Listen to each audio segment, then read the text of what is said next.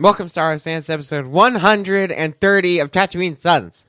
At a moment when many were speculating that Star Wars was basically dead, a science fiction author named Timothy Zahn gave life to a character who changed the galaxy forever.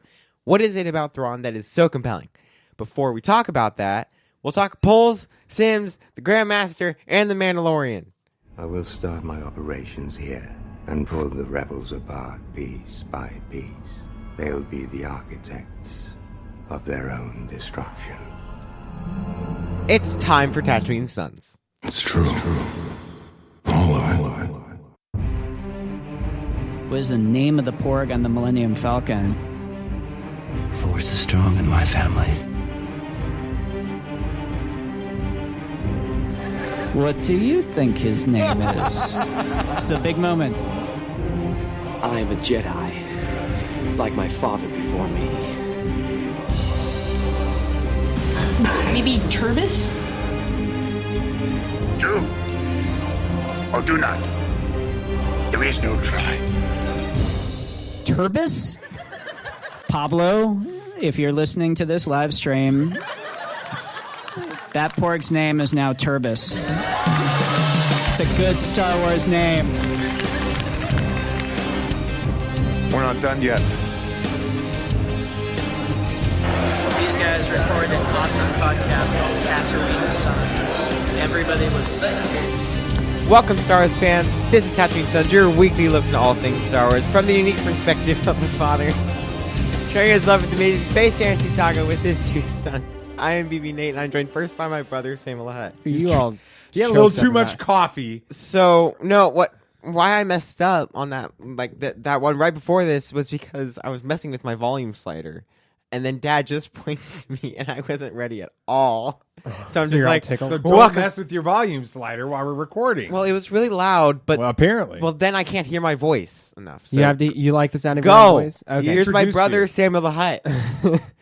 Due to Star Wars fans, thanks for tuning in. And if you're not a Star Wars fan, then you might still be familiar with some of Timothy Zahn's work, other works. Yeah. I came up with that one on the spot. Can't you tell? Yeah, definitely can tell. I was really good. He has good other books. He has good other books? He has good other books. Have you? What other have you? I've read Icarus on most of it. And you enjoyed it? I did. It was really good. Timothy Zahn's a good author. He was really good. And of course, you can't have Star Wars without bizarre father figures. So on that note, here's my dad, the Bowtie Jedi guy. Wow, you seem so enthused. You didn't have coffee today. I can try to say that faster if you need me to. I can try. It can be like the ending to like a medicine commercial. You know, like the disclaimer. I can make it like that if you want me to. Yeah, no, we're good. Yeah. How's it going? Fine. Good. I'm kind of chill this evening. Yeah. Just like, Well, it's did like, church you told me today. to be enthusiastic. I did. You were enthusiastic. And then you're bringing down the mood. I'm not. Dad. Come on, Dad. I'm stepping on our vibe. I'm ready to talk about Thrawn. But before we do that, we got lots of other stuff to talk about. So this is true. It's Labor Day weekend. Yeah. It is. Don't have school tomorrow. Don't have work tomorrow. Don't have tickets to Disney. We've been to Disney a lot. Yeah. Yeah. It's been nice. It's been hot. It was hot. It's going to be nice this winter, though. Because like 3 months from now. It's supposed to be chilly, sometimes showery. Which means it'll be like 65 degrees and everybody will be in parkas and we'll be... Parkas? Parkas. Is it parkas or perka? I'm pretty sure it's parka. So well, you were wrong. We'll agree to disagree. You were wrong. What have we been doing all Labor Day weekend? Just kind of chilling out, being a family. What have we been doing? Oh, we've been watching. We've been binging the Cobra Kai series on Netflix. What do you think about Cobra Kai, Sam? BB Nate.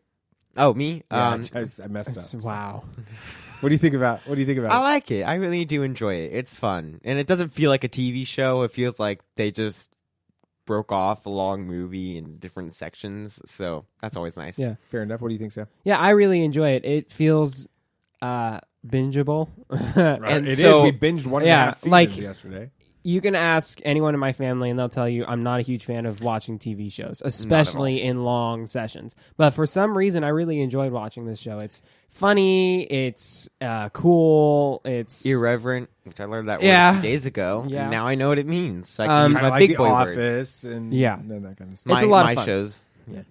It's funny. I was at a mastermind group was what they call these things, where you get like You're a mastermind 10 now? people together and you just like or like deal with people's problem as far as business or work or whatever. And That's you cool. like a group of people like wrap their heads around it and give advice. And anyway, the guy that put it together is an author, and he was talking about the last book that he authored got turned down by the publisher that actually wanted him to write it. He got turned down after he wrote it because they said the chapters were too short and nobody wants short chapters. And I was sitting there thinking, absolutely wrong for me. I like short chapters because then there's two reasons that I like short chapters. One of them is as a reader, and one of them is someone who's done writing. Okay. As a reader, I like short chapters because They give you stopping spots. well, yeah, I mean, like I always feel like I can read a chapter really quick. Okay, so I 2-3 pages, and I can get a bite size if I'm between things or whatever. And since I read on Kindle and I use the Kindle app on my phone, I always have it. I could be in line at Disney, I could be somewhere, I can read a chapter, and we're good to go. Yep. So as a reader, I like that. All right, as a writer, I think it's actually more beneficial because in today's short attention span world, exactly what you described about Cobra Kai and why you don't like binge watching shows, but for some reason it doesn't feel like you're doing that the same way here, is because they're 28, 30-minute, shows, short shows. And before you know it, that episode's done. You've gotten to a cliffhanger and you're like, well, I want to see what the next one's about. It's only 30 minutes. Let's watch one more episode. And that's what I think as a writer is actually better. Interesting. Yeah, I mean, that was one of the things. We'll talk about it, I'm sure, a little more later. But one of the things about the Thrawn books that was tough to take is those chapters are some beefy Timothy Zahn chapters. writes a lot of beefy chapters. Long. Yeah. No. And it's 30, nice. 45 minutes to read. Yeah, and I'm like, I'll be halfway through a chapter, about to fall asleep, and I'm like, I don't want to stop here because I won't remember where I am. So I can see why like shorter chapters would help with that too, because Yeah. then you can stop. I don't use bookmarks. I use the end of the chapter issue in my case if it's a comic.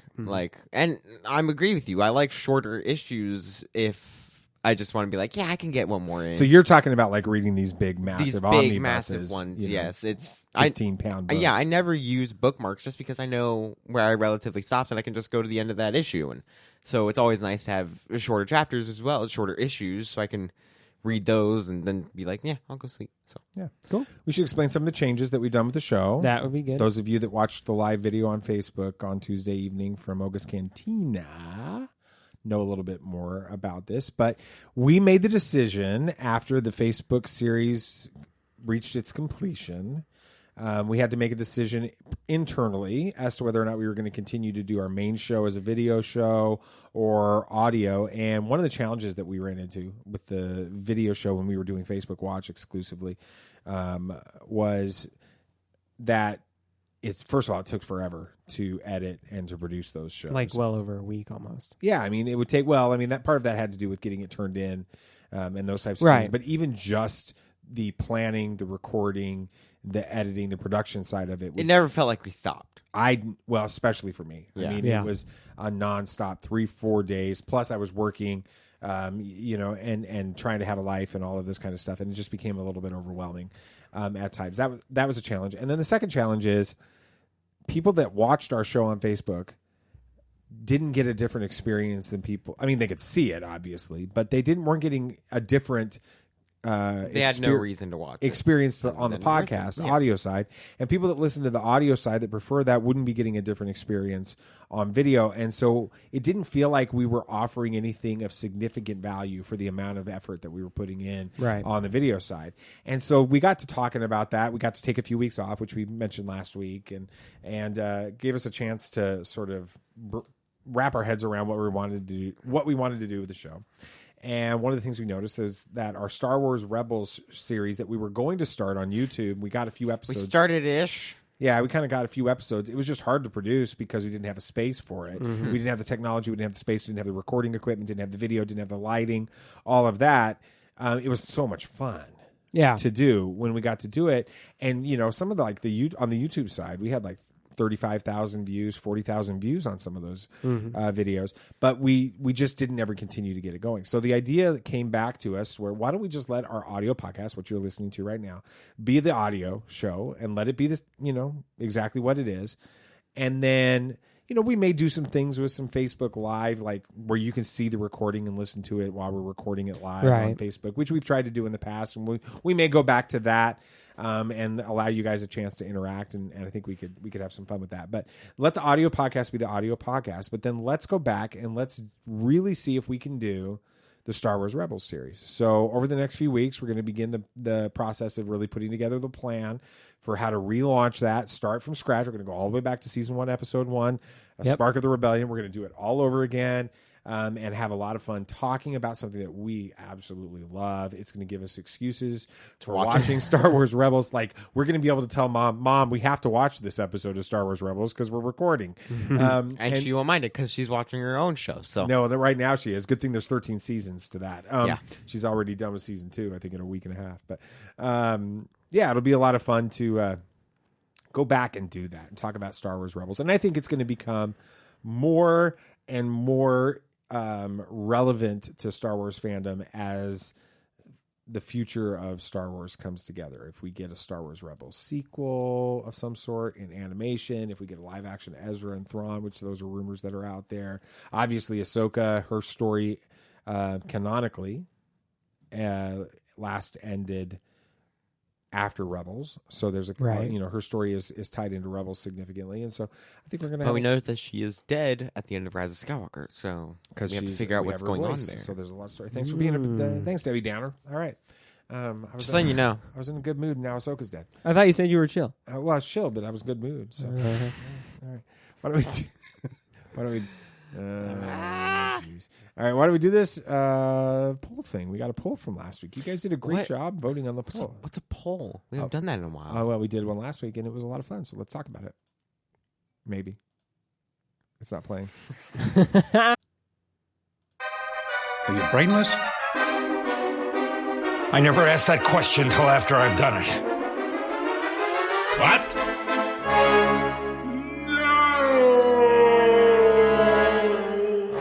All right, so now that we got our audio working again. Yeah. That was interesting. Yeah, it was. Last week's podcast poll of the week, you guys did a fantastic job. We had 413 votes. Not too bad. Good Not job. Too shabby. You guys did a fantastic job voting on that. So we always appreciate that. Which sequel trilogy film gave us the best version of Kylo Ren? Of course, we had 3 options: Force Awakens, Last Jedi, and The Rise of Skywalker. Before I read these, what do you guys think about the votes? Are you surprised by the percentages? Obviously, they're correct. So. Yes. Well, of course, yeah. So Force Awakens got 24%, Last Jedi got 53.8%, and Rise of Skywalker got 22.3%. Honestly, Last Jedi with a runaway. Yeah. Are you guys surprised? I was a little surprised that was getting as much love as it got. No. Well, I'm a little surprised. It's been a not so liked movie. Everybody can see. So I was surprised that people enjoyed his character in that so much. But I was really happy to see it as well, because that means that some people liked at least something in The Last Jedi. Yeah. Yeah, no, I think... Yeah, no. Stop it, I knew you were going to say that. no. Mm-hmm. Well, The Force Awakens didn't give us much Kylo Ren at all, in a sense. I mean, it did, but not much of his character, conflict. As much as The Last Jedi. Except for, I don't know, talking to his dead grandfather. You know what I mean. Okay. Killing his own father. Yeah, no character at all. He wasn't really in it. I was struggling to see whether or not he was actually even in the film. Yeah, it was hard. I had to really pay attention. All right, hold on. In the immortal words of Luke Skywalker. Impressive. Every word in that sentence was wrong. Anyway, so are you good? I mean, the percentages on these movies are a lot like how I feel about the movies themselves. Like how I rate them. I mean, Force Awakens and Rise of Skywalker are really close. Okay. I both love the movies. They're just really close. But Last Jedi always wins by a landslide. All right, that's fair. That's not where I thought you were going with that. I wasn't either. I was a little nervous there for a second. Well, I don't like the movies. Are you saying that? No, I'm not. Okay. Did you have any thoughts that you wanted to share before I was so rudely interrupted? No. Okay, good. All right, let's talk about what you guys thought about it. Paradox. This was a great spelling, by the way. At Paradox. Pair, as in like a pair of shoes or a pair of skates or something. Which is A, and then docs, DACHS. So that's how you spell Paradox. BARADACHS. It's Paradox. And that's not how he's. It looks like Paradox. Paradox. Anyway, Or and like your Boston, like Paradox. Yeah, it's a Paradox. paradox. You know what I'm saying. All right. In TFA, we see the. Oh, wait, sorry. In TFA, we see his brutality, but we're let in on the fact that he still feels the call to the light. It's a struggle we haven't seen on screen. It's wonderful, and Adam Driver is a national treasure. A lot of people really like Adam Driver. Oh, he's a great actor. Oh, I agree. It's just You like him without a shirt on. No, those are my goals. Okay. Anyway. Moving on. So this one's from Amy from the 256. Amy from the 256. What's up, girl? All right, sorry. You think you good? I'm good. Okay. They commented, The Last Jedi, you see the conflict within him, that pesky pull to the light, and peaks of Ben Solo. The Last Jedi is superior Kylo Ren, who... that is really worded weirdly. The Last Jedi is the superior Kylo Ren who really was an abused and manipulated child in a mask trying and failing to break free. Okay. Good job, Sam. Typos there threw me off. I was like... I like that Amy from the 256. This is the bearded _Jake. That was a lot easier than the other two. It is. Yeah. It is a lot easier. So, yeah, you know how to spell it. Hopefully. Rise of Skywalker, because it's a blend of The Force Awakens and The Last Jedi. So it's the most dynamic, but ultimately it gave us Kylo's true self. Yeah, that's good. I think that's fair. Yeah. I think it's a good assessment. Yeah, thanks for voting, guys. Yeah. And thanks for sharing your thoughts and comments. Yes. And if you share your thoughts and comments on this week's poll, which we're getting ready to tell you what it is, and it'll, by the time you see this or listen to this podcast, it'll be pinned to our Twitter page, at Tatooine Sons, SONS, if you don't follow us on Twitter. But I don't know. You should. You probably are. Anyway, if you give us a good comment, a well thought out, argued. If the grammar's all correct, that'd be great too. Yeah, that helps.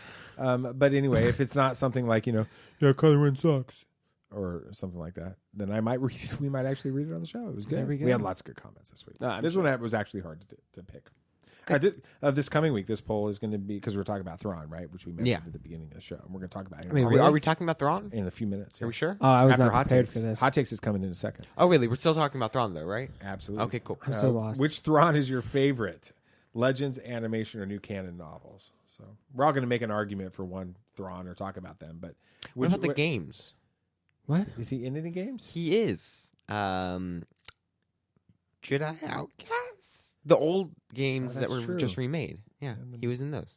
Really? Interesting. All right. So anyway, which one of the Thrawns that you've experienced, since none of us have experienced Jedi Outcast, which is your favorite version? I'd have to go with the novels just because you get to see more sides of him. Okay. What about you, Sam? BB&A? The animation, of course, because that's the coolest version of him. I would have said animation, but I like the novels because you see more of his character.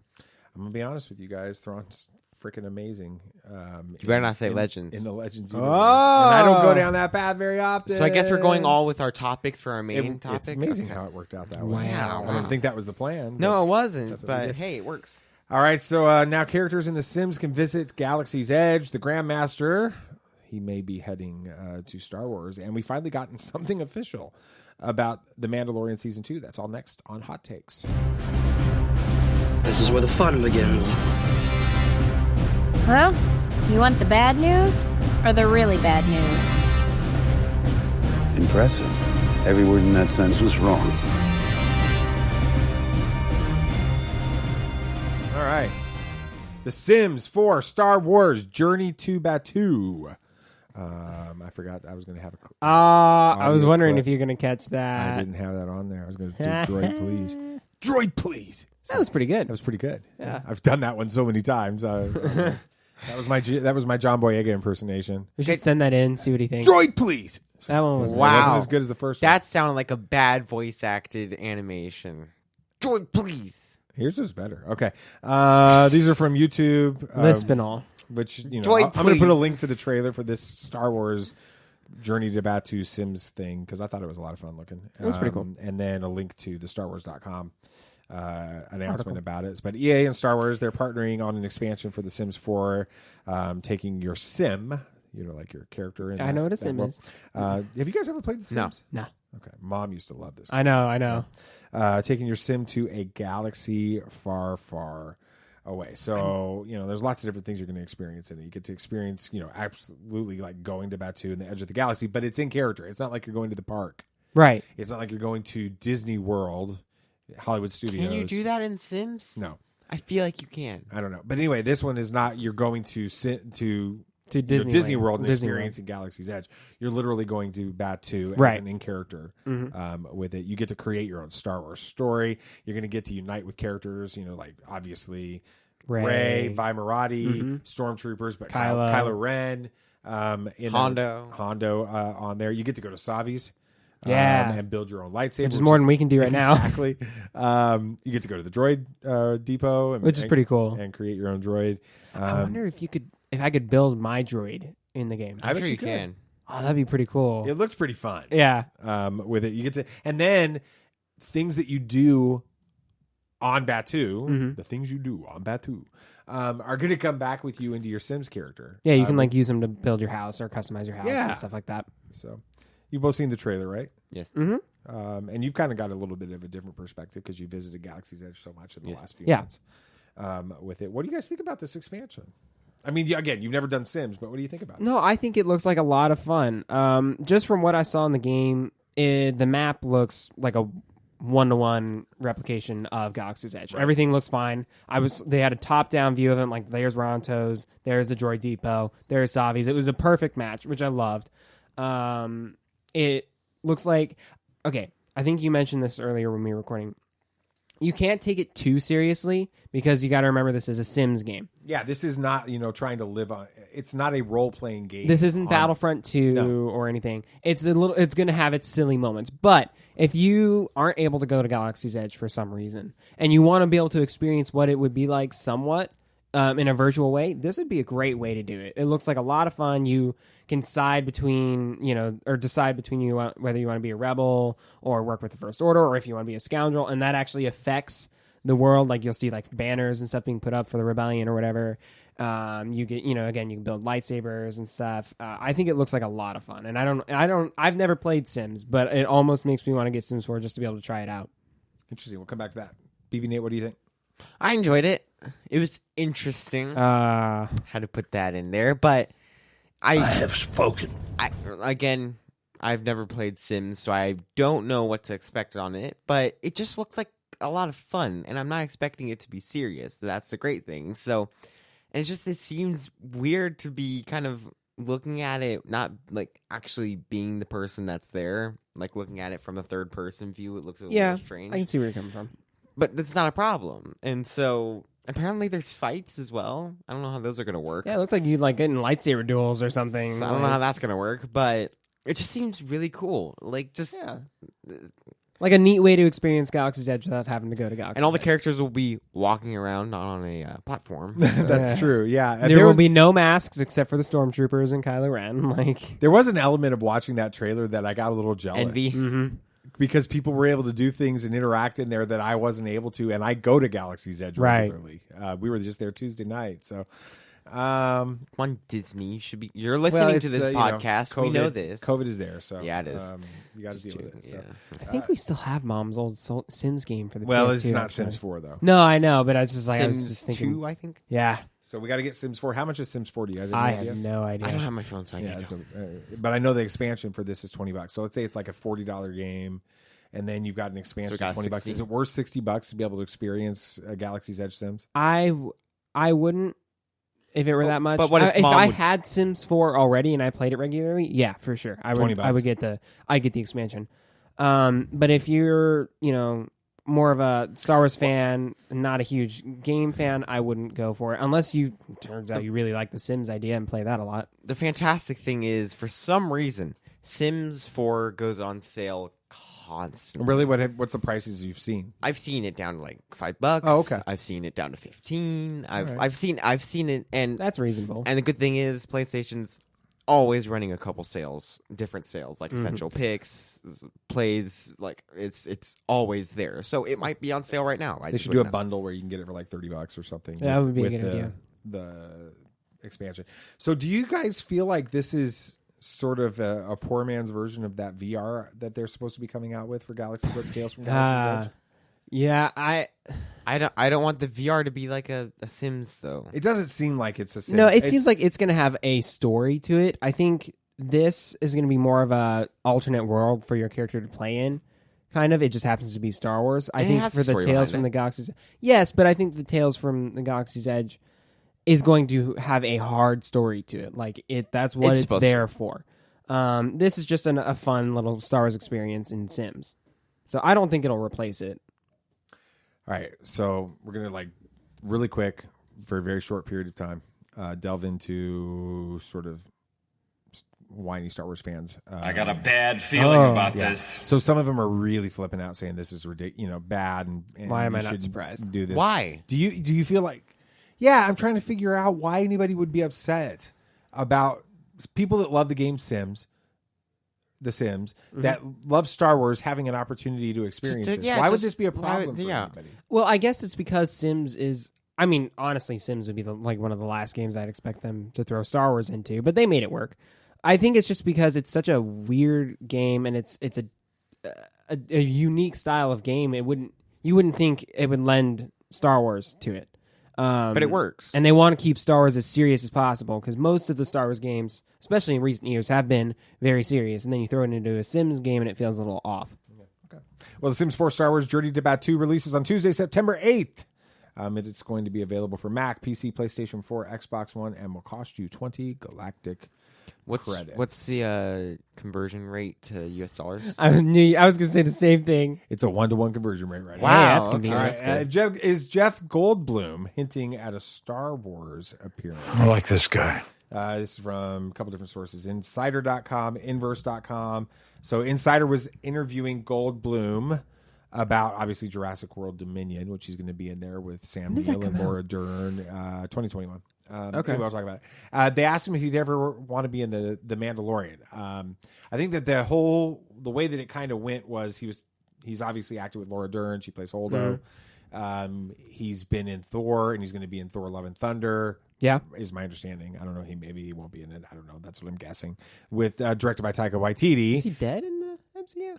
I don't know. Anyway, and then Taika Waititi, you've got directing, having directed The Mandalorian and some stuff like that. So the question kind of came around, dude, would you like to be in The Mandalorian? Goldblum responded, we've talked about doing something else that has to be secret right now, but I would do anything with him.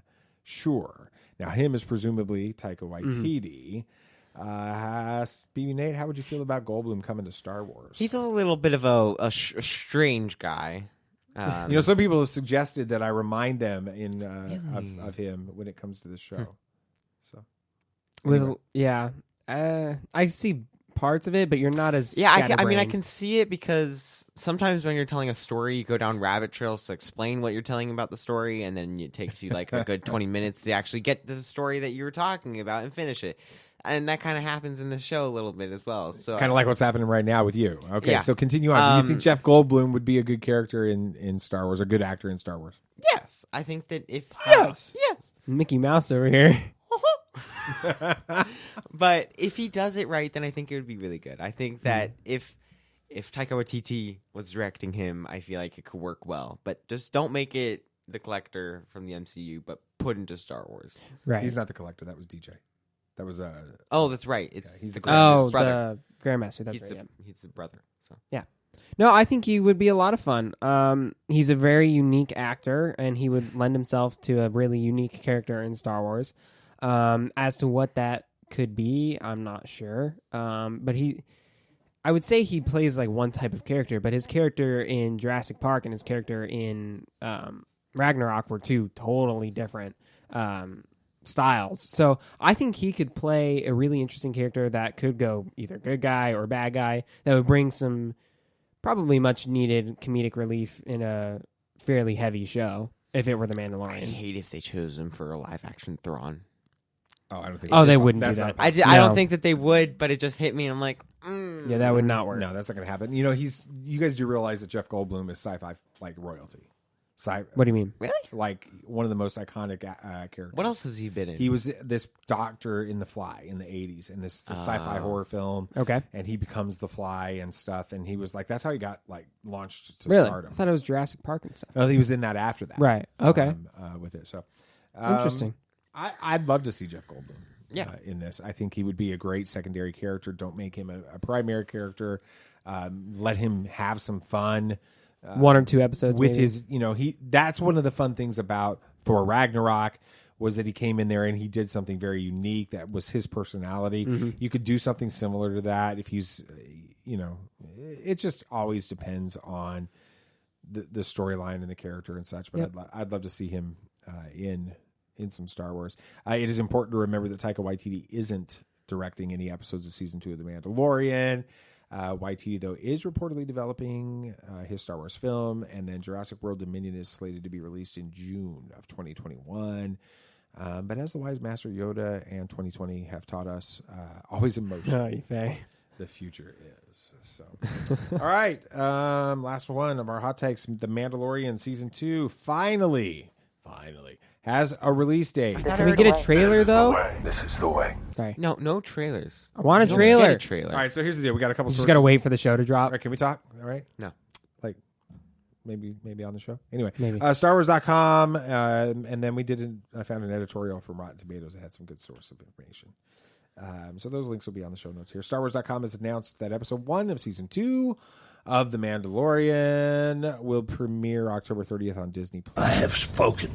We've still yet to see a trailer for the season, like you guys just said, but this might be a good time for a refresher on what we know. Are you guys ready for this? Ready. All right, crash course. Who's returning? We got Din Djarin, played by Pedro Pascal, the child, played by Baby Yoda. You see That was good. That was good. Cara Dune, played by Gina Carano. Grief Karga, played by Karga? That was supposed to be Carl Weathers. No, Grief Karga playing himself. They flew him in. But no, it's not him because it's actually written with a C for Karga. So I was writing Carl Weathers and I finished it with just Karga. Hold on. Impressive. Every word in that sentence was wrong. And then, of course, Moff Gideon, played by Giancarlo Esposito, who is not returning. IG-11. He died. Played by Taika Waititi because he's dead. And one that we don't know what happened to, but it is just assumed he's not coming back, is the client, played by Werner Herzog. I thought it was Werner Herzog. Werner Herzog.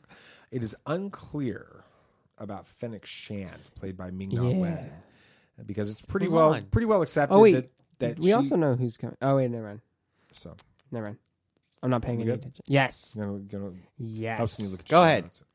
Hey. Yeah. Anyway, who's joining them? Timothy Oliphant, potentially playing a character Cobb Vanth. We know he's coming. We just don't know what he's playing. But Cobb Vanth is what's being suggested is most likely. Katie Sackhoff is going to be reprising her role as Bo-Katan, but this time as a live-action version of Bo-Katan. Tamura Morrison will be coming back, and lots of different rumors as to what he's playing. Most of it accepted it's Boba Fett, but he could be playing Rex as well. He could be playing anything that was clones. or he could be playing any of them. True. He could play all 3 if he wanted. And then, of course, Rosario Dawson playing Ahsoka Tano on that. Do you guys think that if we do get a trailer, that we'll see any of those characters in that trailer? I think they'll throw one at the end just to get the hype going, and that'll be it. But what would it be? What would be the big thing? I mean, what would be the thing that would get it would everybody either be talking? Boba Fett or Ahsoka, because those are both 2 really fan-loved characters. But so is Bo-Katan. Right, but Ahsoka and Boba Fett are more well-known and more loved, I think, than Bo-Katan. I mean, Bo-Katan's cool, but it's not Ahsoka or Boba Fett. So you throw one of those at the end, and internet's going to explode. Anytime you're dealing with mainstream marketing, you're not going to try to generate. We're like September 7th, 8th right now. Yeah. We're a month and a half from this thing coming out. Yeah. They're going to have like one big trailer if they do any, which I think they will. One big trailer and then a bunch of TV spots, right? That they're going to put out there, and that big trailer is the one that's going to get everybody talking about the show. You don't put a live action Bo-Katan where people are going to be going, "Who's that?" Right. That aren't mainstream, like super Star Wars fans like us. If they're just mainstream Mandalorian fans, like Jordan Bean, he's going to see that. If he saw Bo-Katan, he might be like, it's okay. But if he sees Boba Fett, yeah. If he sees Ahsoka, yeah, then he's going to lose his mind. And that's the way it is with Star Wars, like mainstream fans with that. So I think that's important. I thought this was interesting. Directors that are going to be this season. We've got, of course, Rick Famuyiwa. I can't ever get that name out. Famuyiwa. I always feel horrible about that. But anyway, Rick. We're not culturally insensitive. We're just American. Just American, yeah. You know, they say that if you can speak 3 languages, you're trilingual. If you can speak 2 languages, you're bilingual. If you speak 1 language, you're American. Yeah, that's it. Bryce Dallas Howard, so Ronnie's daughter's going to direct again, which I'm excited about. Dave Filoni, he's only doing 1 episode this time. Peyton Reed, did Ant-Man and Ant-Man and Wasp. I forgot about that guy coming back. I think I remember reading that. Robert Rodriguez did Alita Battle Angel. Oh, yeah, and a bunch of those Mexican shoot 'em up movies. Interesting. That was out there. Carl Weathers is going to direct an episode. Grief Karga is going to direct something. Really? Just going to be a boxing. That's right. It's going to be the Mandalorian as the box or something. Sylvester Stallone coming in. Hey, you know, Apollo. I've got this. He's in Marvel. Who was it? Sylvester Stallone was in Marvel for a little bit too. Was it Guardians of the Galaxy 2? Yes. Yeah. And 1. Was he in 1? I think so. Anyway, and then Jon Favreau is going to direct an episode this year. Good job, John. Hey, he did good on Iron Man, so yeah. I think. Here's my bet. If Jon Favreau will be directing the Boba Fett episode, because that's like way old school, and you know that he talks about playing with Boba Fett, like that's his character, and then Dave Filoni will do the Ahsoka episode. I think that would be appropriate. Ahsoka. Yeah. With that. So, as with everything in Star Wars, rumor mill, in fact, Timothy Zahn just recently said this himself. Changes can always happen, right, Matt Smith? Remember when he was like playing a young Palpatine or playing Thrawn in Rise of Skywalker? Yeah, that didn't happen, did it? The Doctor Who guy, right? Yeah. So until we see a trailer, we should tread very carefully. All right, main topic. It's kind of hard to believe that a character who's been around for nearly 3 decades and is widely known and recognized by nearly all Star Wars fans has never appeared in live action. But that's the brilliance of Timothy Zahn's character building when it comes to Grand Admiral Thrawn.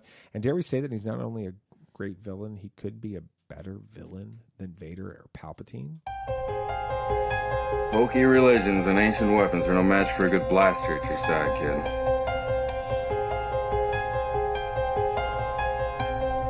Rebellions are built on hope. Force is with me, and I am with the Force.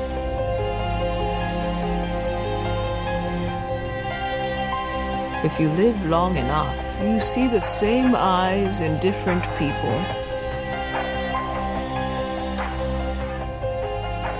All right, so as we do every week, let's get your initial Thrawn thoughts. Let's start with you, Sam. So, like, my favorite characters in Star Wars go Boba Fett, and then it's a tie between Vader and Thrawn for me. Really? I did not know that. Yeah, I love Vader. I think he's cool because of the comics. But then Thrawn is just... He's cool. like the Moriarty / Sherlock of the Star Wars universe. And I love that character in movies and stuff too, the Sherlock Holmes character. So it's really neat to see that character put into Star Wars, but with a fresh spin on it to an extent. You know, he uses art and stuff to understand his enemies. I really, really like the character of Thrawn. And then reading the interview with Timothy Zahn, he's pretty brilliant too, so it lends himself that he'd come up with this type of character. Yeah, that was a really good interview. I'll throw that into the show notes as well, so you guys can check it out on whatever podcatcher you're listening to this on. It should be there. What do you think about Thrawn, BB Nate? He is such a cool character, especially in the animation. He sometimes loses his cool towards the end with the BATUU in season. It's true. 3. Yes, at the end of season 3. But then he accepts the defeat and learns from it. And so I've always liked how he isn't like, this defeat's gonna tear me down. I've lost everything. He's like, no, okay, it was one small loss, and then I can win. It was a very big many loss, more. but that's okay. And that's what he would think it was a small one. Okay. Yeah. But he's just a really cool character. I mean, he's not in my favorite, but I just find him to be a cool character. I remember, I think it was 2016 at Star Wars Celebration in That was London. We weren't there, but really, yeah, no. This was like when I started getting into Star Wars Celebration stuff. Yeah, I was starting to listen to podcasts, some Collider stuff, and Coffee with Kenobi. Those two I listened to a lot, and they announced that Thrawn was coming to Rebels. This is when you guys were starting to really get into Star Wars. We started watching Rebels. This was another one. You know, we've always talked about Maul as being one of the main reasons we went back and watched Clone Wars, and we were watching Rebels and stuff. But for me, getting into Rebels was a big deal because of Thrawn. And I loved the idea of this character that isn't superpowered. You know, the bad guys in Star Wars are superpowered. Yeah, Force and Maul, Darkseid and all that. Yeah, Dooku. It's the whole brains versus brawn. Yeah, idea. he's Superman versus Batman, Nate. Yeah, you know, I mean, the Jedi are the Superman characters on it, and of course they're going to win, right? They got all these superpowers and stuff, and then you've got Batman. That's just why do you love Batman? Well, because he doesn't have power. That's why I love him, and he still holds his own. And sometimes he even defeats Superman because he's just so smart, and it's just And that's one of the reasons I love Thrawn, is because Thrawn is this overwhelmingly powerful bad guy that is scary. He's intimidating. When they showed that trailer at Star Wars Celebration 2016, and it ends with them revealing Thrawn, and then they talk about Thrawn novel coming out and all of this, I was just like, holy crap, this guy's coming back, and I get to experience Thrawn all over again. Because you read Heir to the Empire. In my gap, that period of time between the end of Return of the Jedi and the release of The Phantom Menace, my only real experience with Star Wars was the Heir to the Empire trilogy, the Thrawn trilogy, and I loved it. Read it, listened to the audio versions. I loved it. So, really? Was the voice in the audio versions for Thrawn similar? I don't think so. I don't remember. I mean, my gosh, that was 30 years ago, Nate. But they got the right guy. He nailed the voice for Thrawn in Rebels, I think. It feels right. Yeah. But it may just be because that's what we got. I guess. With it. And Lars Mikkelsen is an amazing actor. He was in Sherlock, too, wasn't he? He plays, one of the bad guys in Sherlock. That's interesting. That's good. Anyway, he's terrifying. All right. So let's talk about this.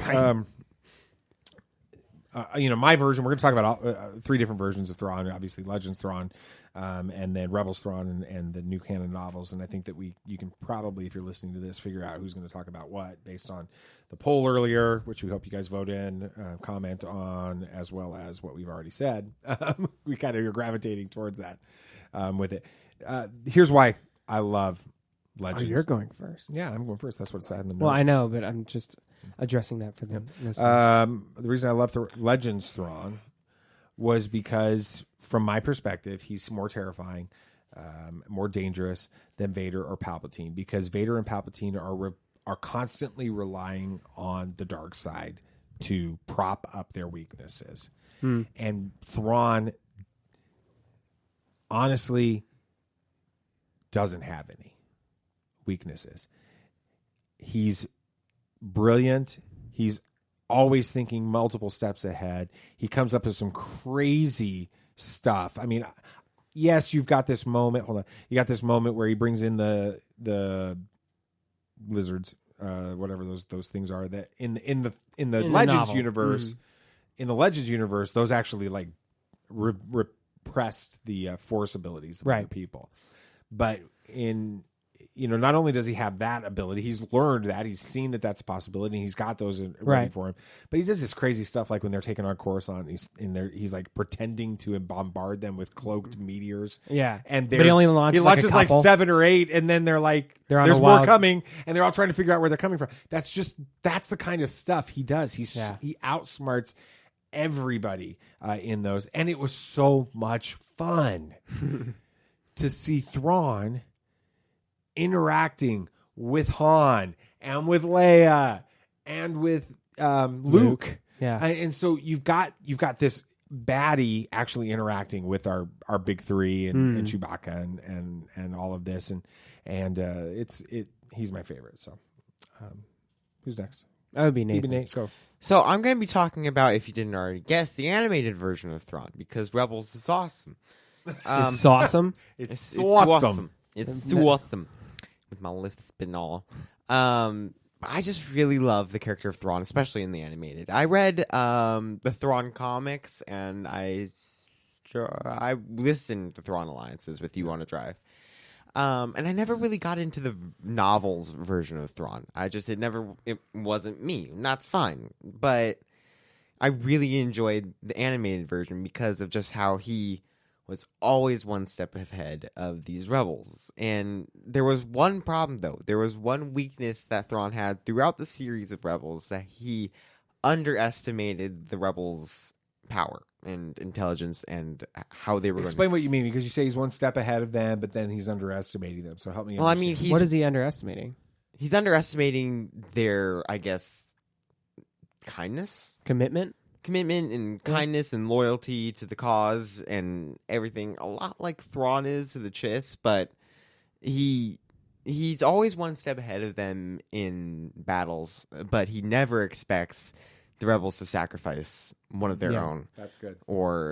And that's when he loses. Well, they sacrifice themselves. They're constantly willing to sacrifice themselves in order to advance the rebel cause. This is a really good point you're making, BB Nate, because this ties back to what we learned a little bit about him in the novels. He's got an ulterior motive constantly. For sure, as Thrawn. And it's about defending his people. It's defending his empire, the Chiss ascendants. That's why he's doing what he's doing. He doesn't see that in the Empire. I don't think we see him really have a ton of respect for the Empire as an entity, because he sees it's just a means to an end. Slimy, ambitious, cocky, weak-minded, narrow-minded people that he doesn't have a ton of respect for. I think he does end up respecting Vader, and the Emperor to an extent, but he doesn't respect the Empire. What he respects about, or learns to respect throughout the Rebel series, BB-8, is that the rebellion is as committed to their cause as he is to his. Yep. And they'll do anything to protect the rebellion, to advance the rebellion, just like he will do anything, including sacrifice himself to become stranded on a planet, which we'll talk about, in order to become part of the Empire. Yep. So that he can save the Chiss ascendancy. And that has to happen in the novels. There's that moment at the beginning of the Thrawn novel. It's weird. Explain how that works with Thrawn, the second one, the Thrawn. It's Alliance. Jeez, I don't remember. I really don't remember it super well. I read it, but I don't rember any. Okay, so talk about Thrawn in the novels then. Yeah. Well, talk about the novel Thrawn. I mean, y'all talked about it a fair bit, but he's driven by his loyalty to his people. Originally, we think what we learn in the first novel is that he was stranded and left for exile on this planet because he believed in something that the Chiss didn't approve of, which I think was preemptive strikes in this case. Yeah, and there was a threat, I guess, that's coming. Right, there was a threat, and he thought they had to strike first. Cobra Kai. They had to strike first. And strike hard, and no mercy. To avoid being obliterated, and the Chiss didn't believe in that, so they marooned him. But I guess we learn later that this was all a ploy for him to be able to join the Empire to get the resources he needs to be able to defend his people from this threat. We still have no idea what the threat is. We know it's from the unknown reasons. Oh, crap. What were those enemies that were brought in towards the end? They were from Grisk, yeah. Well, we think it might be them, but I don't think that's ever been really confirmed. It's Yuzan Vong. Oh, wait, that's Legends. Sorry. But again, he's driven by his loyalty to his people. Everything he does. The Empire is just a means to an end. He respects the Emperor and he respects Vader and stuff, but he's just biding his time. What do you think he thinks about Tarkin? I think, I'm sure he brings it up. I think he respects Tarkin's intelligence, but he thinks he's a little bit too arrogant and confident in things. What about Krennic? Does he ever interact with Krennic? Oh, yeah, the Treason novel. He's interacting with him constantly. Have I read Treason? You haven't. You need to read it. Okay. No, I imagine he thinks he's a complete idiot the whole time. He doesn't like Krennic at all. I didn't think so. Because who would? He's an idiot in the shows too. Nothing against the character. That's just his character. but again, everything he does is loyalty, and that again, like what you said, he underestimates the rebels' commitment to their cause as well. Since he's so committed to his cause to the point where he's able to, or he's willing to possibly sacrifice himself to be killed by the Empire, but it works out for him. He doesn't expect the rebels to be able to take such extreme measures to reach their goal. I mean, in the last part in the finale, when Ezra's holding Thrawn down, you can just see complete shock on Thrawn's face of, why would you do this? And he wasn't expecting it. Yeah, the tactic that Ezra is using is a tactic of sacrifice. Yep. Of total sacrifice. And what's interesting, and this is what goes back to what you're talking about, BB Nate, and you bring it up as well, Sam, is that is Thrawn. Thrawn is willing to sacrifice everything for his cause. His cause isn't the Empire. Right. His cause is the Chiss. And so he's given up everything to become a member of the Empire, a leader in the Empire, in order to try to position himself to protect his people. Right. The Chiss. He's playing chess. He just doesn't believe he's playing chess with the Chiss. I'm confused. He doesn't believe that the rebellion and Ezra is going to do that. And Ezra gives up everything, willing to sacrifice himself. One of the greatest moments in Star Wars history, the Purgles and all that fun stuff come back, and it's like, oh my god, that whole throwaway episode is like critical to the survival of Ezra. We weren't expecting it either. Oh my god! Can we just stop the show and go watch an episode of Rebels? So I was also thinking about the ending of Rebels, and I know this is going to kind of go into the weird territory that doesn't really have to deal with Thrawn, but it's the finale. It's never been confirmed that Ezra is still alive. Yeah, but it's never been confirmed that he's dead either. But he's with Thrawn. It is confirmed, though, that he is alive recently because of Rise of Skywalker. We would have heard his voice. We heard Kanan's. Well, potentially. There were a lot of Jedi there. He wasn't, we don't know where he ranks on the Jedi spirit. Well, he did a very selfless act. He did. But here's the point. Okay.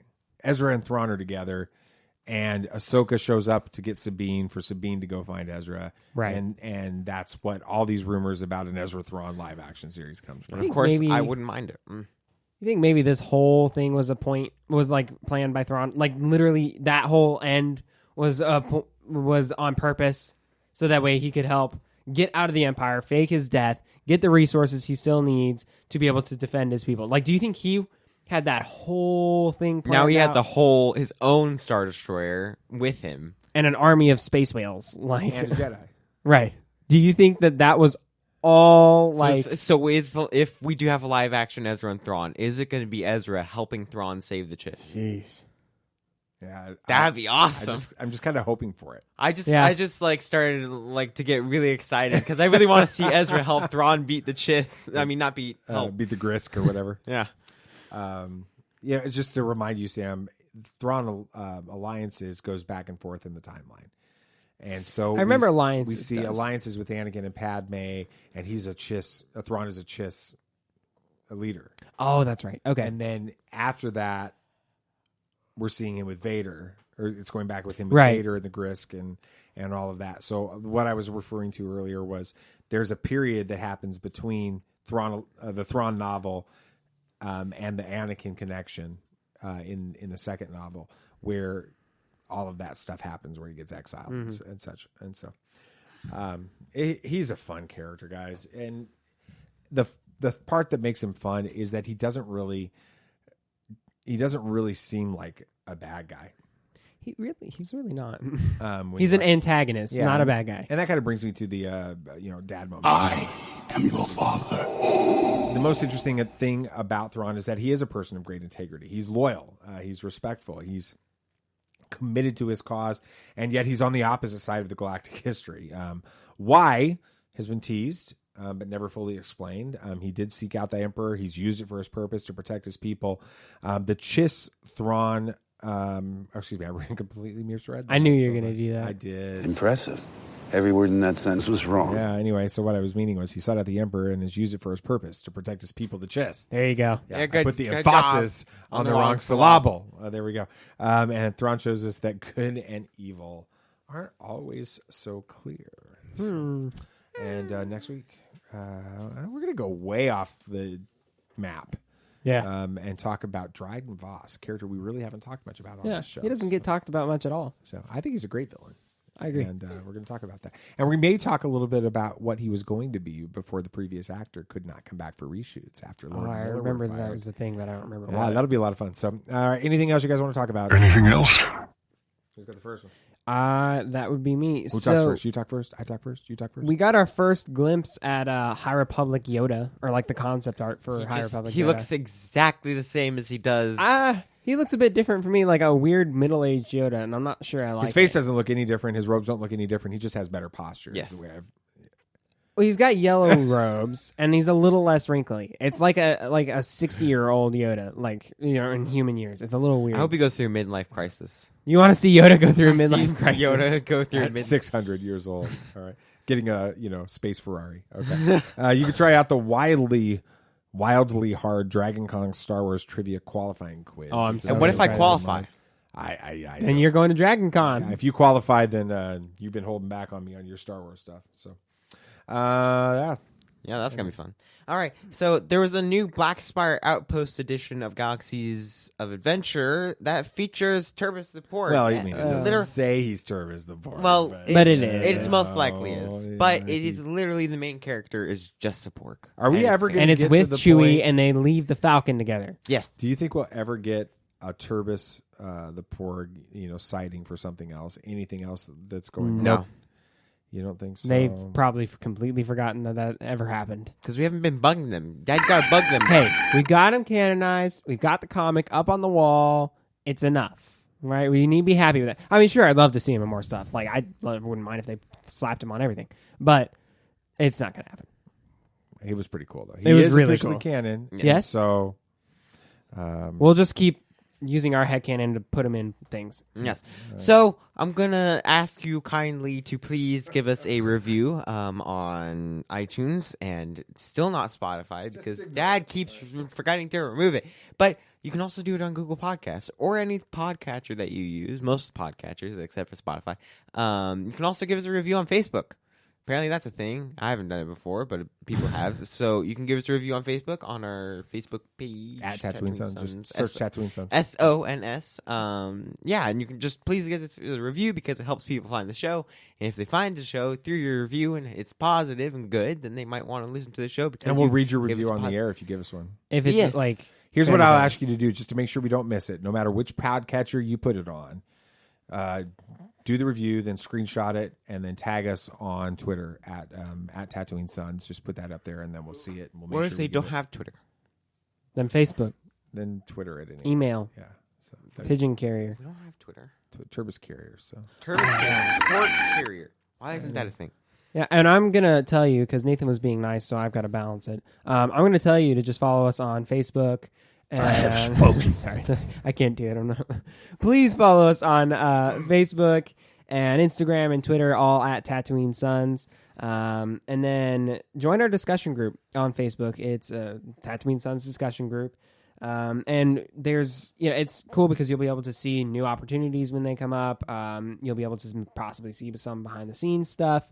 You get first dibs on things, and plus it allows you to help interact and shape the show. So we really appreciate it if you joined that discussion group and follow us on social media. Yeah, and we're hoping maybe to do some live behind the scenes stuff that you guys can check out. We just got to make sure that we've got our audio type, dialed into the video the way that we want for live, and so.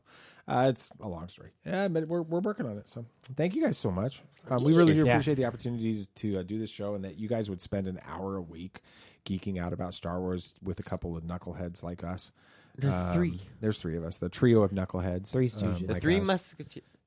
This Three Stooges is probably more appropriate. We have a good time doing it, and hope you guys have a good time listening. And if you do, please let your friends that listen to Star Wars. My buddy Brandon Ramey, I work with him. He texted me last night, and he's like, "What's the name of your show?"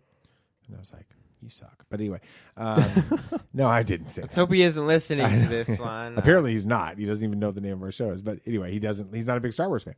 But here's the point. He knew of a Star Wars fan that he was having a conversation with earlier that day, and that guy listens to podcasts. And he's like, "Have you listened to these guys talking about Star Wars? This kid and his kids and their dad, and they have like a Porg thing, and they were." He was they got a thing for Porgs. Yeah, and He's like, I don't know which one you're talking about. So he's asked me and sent the link. So that's cool. You're welcome to do that with all your friends. Yes. But if you're listening to this, you're probably a Star Wars fan. If you're listening to this and you're not a Star Wars fan, you're a Cobra Kai fan, and you thought that this was a Cobra Kai fan or podcast, sorry. That wasn't what this is. So, all right. Anything else you guys want to say? May the Force be with you. May the Force be with you. May the Force be with you always. This party's over. I like that Wookiee.